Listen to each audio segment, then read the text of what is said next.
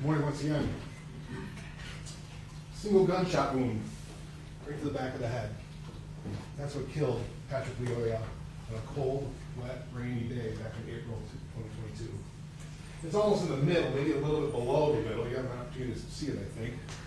But that single gunshot wound is what killed him that day. It's not just me saying that. You're going to hear from Dr. Stephen Cole. He's our medical examiner, and he's going to say he can determine that because when a bullet is fired, a gun is fired, the bullet comes out, it comes out that puff of smoke, and that puff of smoke contains some gunshot residue. Now, from far away, you're not going to get gunshot residue on anything, but if it's a close shot within a few feet, you're going to be able to tell unless that gun, that barrel of the gun, was in contact or near contact with the back of the head of the individual. And he's going to tell you it was a contact or near contact wound, that gunshot wound, that killed Patrick. The barrel of the gun was on the back of the head. Now, it's not just you have to rely on his testimony about that either. You have an opportunity to see the video. You'll see the video where the defendant who sits before you here today fired that shot. It's on a cell phone video. So to some extent, your job is somewhat easy because you're going to have more video and access to different videos than just about any jury that's ever been around. You'll have a cell phone video. You'll have a body camera video. You'll have an in-car video. You'll have a security camera video from across the street. You'll see different versions of the video in terms of freeze framing videos. You'll have an opportunity to see everything and break this down video by video. One of the troopers, Zach Batchelor, he synchronized these videos. So you have all the videos together when you go to deliberate this case. You have to watch this over and over again, probably more than you wish to. But it's an important piece of evidence. But that's not the only evidence because, as I said, there's evidence that comes from the stand as well. And we'll call witnesses. And it starts out fairly simple because we're going to start with David McCurry. He was a friend of Patrick's. He was, Patrick spent the night at his apartment before he left that morning and died. Dave's going to tell you he was hanging out with Patrick. Patrick and him had gone back. They're both African immigrants. They had been together for a few years. They know each other. He spent the night. Ame Tushimi is the other person that was at the apartment. I think him and David were actually roommates at the time. And Ame is the one who actually took the cell phone video that morning. David says, yes, they hung out, they're drinking, having a good time, nothing special, just kind of hanging out like guys do. And so that morning, he had to wake Patrick up. Patrick had told him the night before, he slept on the couch, hey, wake me up, I gotta leave before 8 o'clock, I got something to do. Now there's another individual, Amark, David doesn't remember him, Ame does, kind of says, yeah, we had to take him to his house, or had to take him to work, but just before 8 o'clock, he was gonna say, yeah, we woke him up, Patrick's gotta leave, he left with Ame, they get in Patrick's car, and take off. Now, May's going to tell you, yeah, there was this guy, Mark, we dropped him off at his house, and then we went to see Patrick's own place. Patrick had his own apartment, so they went to Patrick's apartment to kind of check it out. He had just got it, he was kind of excited about it. So they looked at Patrick's apartment, and then they proceeded to leave again, and were driving around. They're going to hear they stopped at like a Walgreens and got some beer. They got some beer, and then they got back in the car and were driving around. Now, from May's perspective, he's the passenger. Patrick's driving his car, sitting in the passenger seat. He's all of a sudden notices there's noises. There's noises going on in the car. The car is making a noise. This isn't like this is an old Nissan Altima or something like that. It's not a great car. So there's noises, and Patrick comments like, "What's going on?" There's noises, and Patrick pulls over the side of the road. He gets out. Now May's kind of at this point in time, not really paying a whole lot of attention. He's on his phone. But you're going to find out at that point in time, the defendant, as a Grand Rapids police officer, had pulled him over. Was in the process of pulling him over. Now, from a lot of what you're going to get now is coming from the actual body cam, the body cam that's on the officer. Okay? They've got, I think it's on his chest, essentially. It's activated when the overhead lights go on. So at the time Patrick's pulling over, the officers turn on his lights, and Patrick gets out of the car. And you're going to see this interaction between the officer and Patrick at that point in time. Patrick's like, what did I do? And the officer says, get back in the car. The defendant says, get back in the car. What did I do? Now you're going to notice at that point in time that Patrick's first language is Swahili. And there's a definite accent. So the defendant, do you speak English? Patrick says, yes. But the plate doesn't match the car. And that's true. You're going to see evidence that the plate belonged to a Ford Fiesta. This was a Nissan Altima, so the plate did not match the car. Do you have your driver's license? Need your driver's license? Yes, I have one. Patrick opens the door, looks in, and Ame's in there, and Ame doesn't remember a whole lot, but they look, apparently maybe tries to open the glove compartment box. You can kind of see that from the video. Opens the glove compartment box and looks in there, but there's no driver's license. So Patrick shuts the door. Now they're standing in the road, it's a residential area, and Patrick starts to just simply walk away. The defendant grabs him and says, nope, nope, nope, you're under arrest, and Patrick breaks free. Breaks free, kind of does a spin move, and then runs around the back of the car. You'll see this on the video, on the body cam video, and runs around the car. He's wearing flip-flops, and his pants are falling down, and it's kind of raining, and he runs, he gets all the way to the driveway that the car was in parked, maybe 5 yards, 10 yards at most away. It's like a 6-second chase. The defendant tackles him from behind, takes him down, and then there's a struggle. There's a wrestling match going on at that point in time. The defendant's telling him, stop resisting, stop resisting. Patrick is then trying to get out. Now you're going to hear from Wayne Butler. Wayne Butler is the homeowner where the driveway where this initial tackle takes place. This is a residential area. He's going to say it's kind of unusual for a car to get pulled over in a residential area. It's surrounded by Kalamazoo and some busier streets. And he's kind of, that's kind of weird to see a car getting pulled over there. So he actually goes out. You'll actually see him on the cell phone video now, because at this point in time, Ame realizes what's going on, and he gets out of the car and starts videotaping on a cell phone. So now you have a combination of someone's going on a body cam, you get some from the in-car video, you also have the body cam. But you have Wayne's testimony, and he's probably the one that sees it the most in terms of going for the whole thing. So he comes out, and you'll hear him in the video. He's trying to talk Patrick down. Hey, I'm a black man too. I'm a black man. You gotta calm down. Don't reach out to Ame. Ame, hey, tell him to calm down. This is a bad situation. Patrick doesn't listen. Patrick, you see him push himself up, and then he walks. He walks with the defendant holding on. He walks essentially across the front yard into the yard of Fred Hunter. Now, Fred's a homeowner too. He notices he doesn't have a ton to add, quite frankly, to all this, but he was there, and we're going to call him as a witness to give his impressions. He heard the struggle. He heard something about a taser. He heard, they heard a gunshot go off, but he's kind of in his house and not paying a ton of attention, but you'll hear what he did have to hear and see that day. So what happens there is then the defendant and Patrick are kind of standing. They're standing essentially in front of Fred's front door. And they're standing in front of that front door, and Patrick kind of is, struggling and spins out of it. So then they're facing each other. The defendant's got one arm on Patrick and one arm, and he decides to bring his taser. Now this is a demonstration of the taser. This is what a taser, this is the taser, it's a taser 7. You're going to hear about that, but this is the kind of taser he was using. You actually have an opportunity to see the taser. So he brings that taser out and is going to try and tase Patrick. Patrick grabs the weapon. You'll see, this is from the body cam, grabs the taser, grabs his hand and moves it. Moves it out of the way. The taser discharges. And that's an important piece of evidence right there. The taser discharged the first time. There's no impact. There's nothing, he's not tased. It goes into nowhere.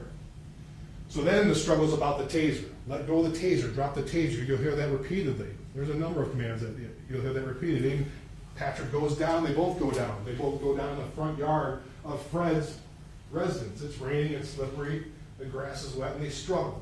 Now May's watching this, and you'll hear from May. He's probably intoxicated. He's kind of mumbling things. He's not really comprehending what's going on, but he's watching. He's holding the cell phone, and it kind of dips up and down. But you'll watch what happens then. They're struggling. You drop the taser, The defendant ends up on Patrick's back. Patrick once again tries to lift up. He starts to lift up and lifts the defendant off, and the feet's off the ground, but the defendant's able to regain control, get back down, and kind of shoves him down, but then he transitions to his firearm. Puts the gun to the back of his head, and shoots him.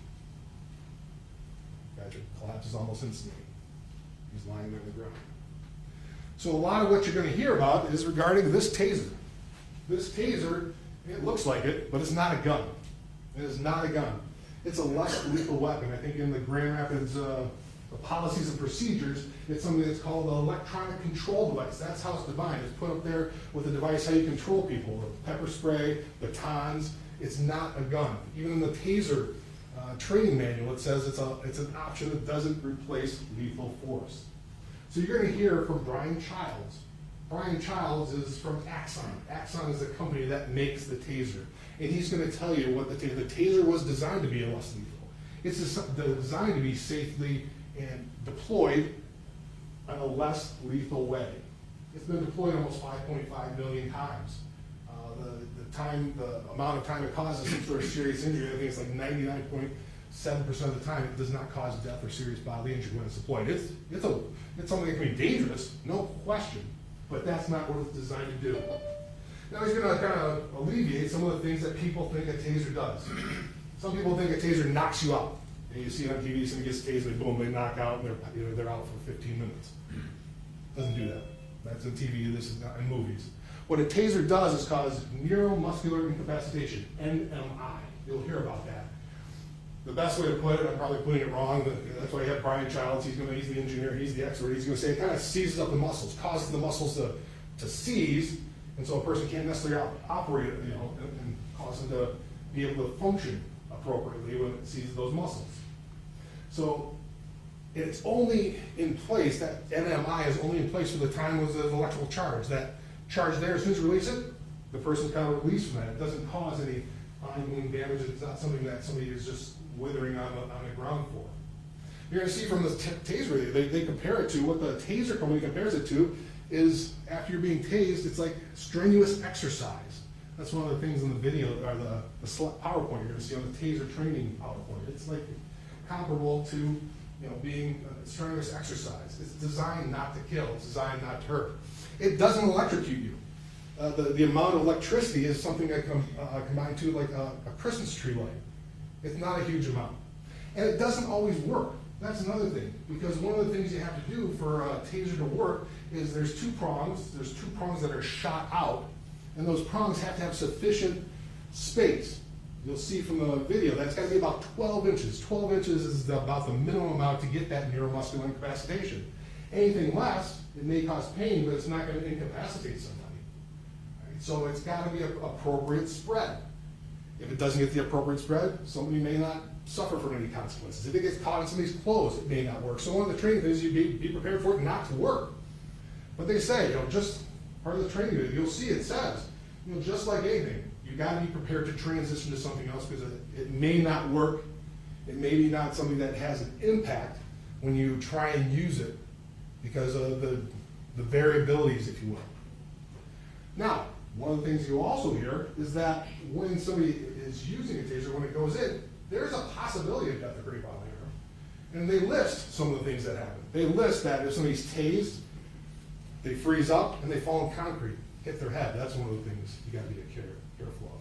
If you're around flammable materials, you got to be careful on that. That's something you got to be careful of, because electricity could cause it to explode. Pregnant women, there's certain things that you got to be careful of. There's certain target areas. You'll hear about the target areas of the front. The back is actually the best way. The back and splitting the belt line, if you will, is the best way to get for somebody to be tased. The front, not so much, but you can use it in the front. So you got to be careful with it, and it could cause it. But the whole idea of a taser is that's a safe and effective way to do something from a distance. You can use it at close range. You'll see that. But close range defined by taser is about 4 feet, not an arm's length. 4 feet is characterized as close range under the taser policy. They can go almost up to 12 feet because it's designed to give them some space, so you don't get the situations like this one. So Brian Childs is going to tell you just about everything you know about the taser and how it is designed to be a safe and effective means of apprehending somebody. But you're also going to hear then in terms of what happens in terms of these defensive tactics. Because defensive things, that's one of the things we're going to hear about from our two police practices experts. Police practices and defensive tactics experts. Because they're going to give you an interpretation, they're going to tell you a little bit more, because we're not police officers, but they're going to give you an impression. Seth Stoughton and Nicholas Bloomfield are our two police practices and defensive tactics experts. Seth is maybe more than a practices part. He used to be a police officer. He was a police officer down in the state of Florida for a number of years. And I think we talked all about changing jobs, and he had the idea to change a job and become something else. He became a law professor. He teaches at the University of South Carolina. He teaches criminal justice, criminal procedure. He teaches policing to future law students, people who are going to law school. He also goes over to the undergrad and teaches their criminology department.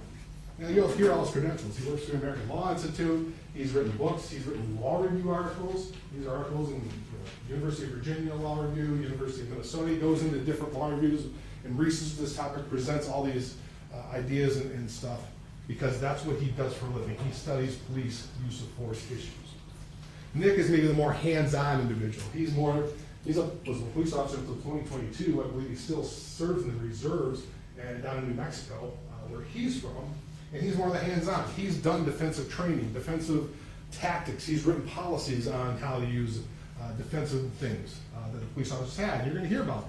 There's different things. A gun is a defensive weapon, a taser, a pepper spray, a baton, all these things that police officers have and use, as well as training on pressure point tactics, hand tactics, stuff like that. It's the hands-on. He's done trainings for this in the state of New Mexico.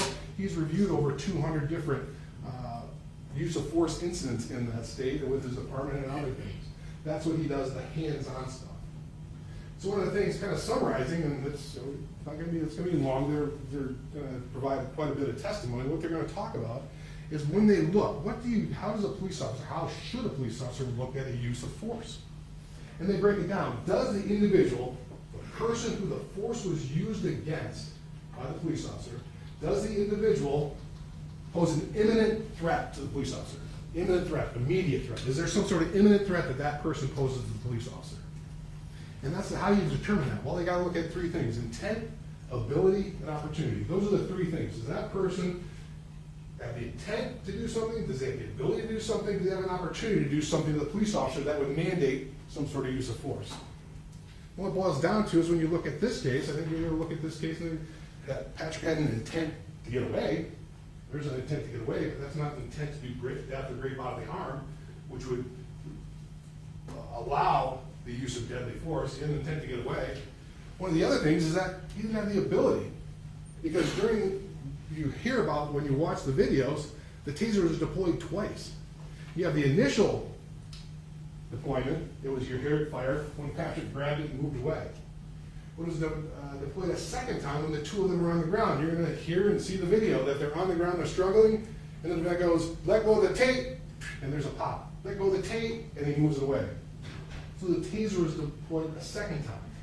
Brian Childs will tell you that. He says this taser was deployed on 2 separate occasions. So the prongs that cause the neuromuscular incapacitation were gone. They couldn't be fired again. You can't necessarily reload them because there's wires. You can't just put those back in. So the ability to cause NMI was gone at that point in time. Now the one thing that was left is there is something that's called a drive stun. A drive stun where you take essentially the end of it and you drive it in, make contact. The drive stun does not cause NMI. The drive stun is a pain compliance device and it causes pain, but the drive stun itself does not cause any sort of great bodily harm. It may cause some injuries where the prongs hit or something like that, but it doesn't cause any sort of great bodily harm by the drive stun. And Brian will tell you that. So when you're looking at that, when our 2 experts say, well, the ability of Patrick to do anything was not there because he couldn't shoot the taser had been shot, the drive stun doesn't cause, so there was no intent, there was no ability to cause any sort of harm to the officer. But they also take a look at the officer. The officer's perspective, you kind of take a look at the officer, is a reasonable officer, is a reasonably intelligent officer, and that who's prudent in same or similar circumstances. Would that officer anticipate needing to use force, the force against the person? And you look at all the facts and circumstances, because that's what you gotta do. Reasonableness and all the facts and circumstances presented to the officer at the time. A reasonable officer in that situation would not think death was going to happen, would not think the use of deadly force was necessary, because that's what it's gotta be. It's gotta be necessary. Police officers can arrest. That's not the issue. The issue here.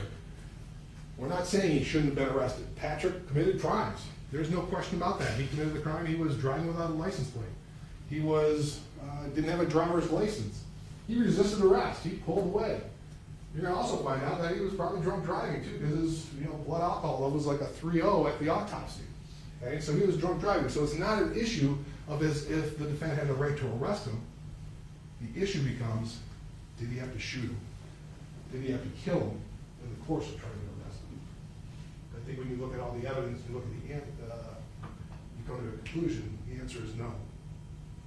Because what the judges just said, I have to prove things. I break it down into 4 things. I have to prove there's a death. That's your checklist. Was there a death here? Well, that's 100% certain. There's a death. Patrick's dead right now. I have to show that the death was caused by the defendant. That's 100%, no question in your mind. He shot him in the back of the head. The third thing, there's 3 different areas. There was an intent to kill. When you put a gun to somebody's back of the head, there's an intent to kill there. So those are the 3 things, are 100% here. There's no question. What your issue is and what this trial is about and why you have to decide is that fourth thing, or third thing. Was it justified, was it excused, or was it lessened to some other crime? When you talk about justified, there's a legitimate good reason for it. Excused as well, we'll give it, yeah, you did all this, but no, it's okay, we're gonna give you a pass. When you take a look at that, when you put all this together, take a look at all the evidence, you have to say, it was not justified. It was unreasonable. Patrick never had an intent to do any harm to the defendant. He never intended to kill him. The evidence is going to show he never wanted to do anything other than get away that day. And even if somehow he did, he didn't have the ability to cause any great bodily harm because that taser was not going to do anything. So what this boils down to is it was unjustified and unreasonable. It was a crime. There was a crime here. The defendant committed the crime of murder. A police officer can't commit murder. They're no different than anybody else. They're no different than any citizen. They can commit murder, and that is what happened back in April of 2022. The defendant committed the crime of murder. When you listen to all the proofs, and you go back and deliberate, we're going to ask that you return a verdict of guilty to second-degree murder. Thank you.